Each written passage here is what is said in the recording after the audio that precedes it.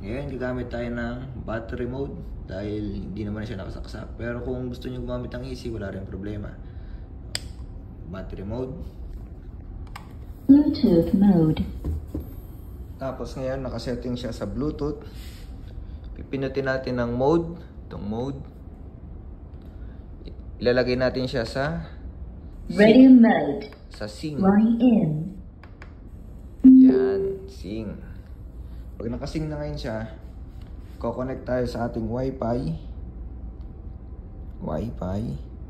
sa DK Party JB. Yan. Ko-connect tayo para connected ang ating cellphone doon sa speaker. So, yan. After maka-connect, pupunta na tayo sa ating application na Platinum Link. Kung wala pa, mag-download na lang tayo sa Google Play. So, yan. Server error, okay lang natin. Tapos yan, nakapili na. Choose country, Philippines. Model, DK Party Jukebox. Next. Anyway, okay. So, ayan na siya, connected. Ngayon, nandyan na tayo. Kailangan pa rin natin connect dito. Double check natin sa Wi-Fi setting kung nakakonect siya sa DK. So yan, na-connected. Pero walang connection kasi wala naman talagang internet yan. So balik. Susunod dito tayo sa search player. Antayin natin, medyo matagal ng konti. Ayun na. Lumabas na ang DK Party JB. So kukonect natin siya. Connect. Tapos input admin password. Ayun na, kukonect mo lang ulit.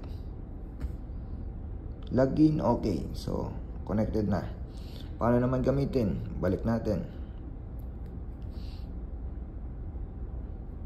Maglagay lang tayo ng kanta. Ito na yung mga kanta.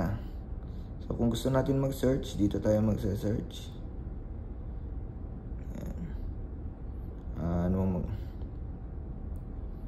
Kunyari, search natin Heaven.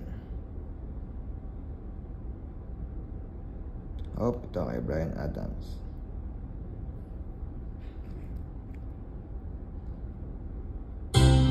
Yan. Directed na siya. So, ayan. I-ho-ho. Kung pwede mamili ng iba. Next. Nandiyan na. Kompleto na.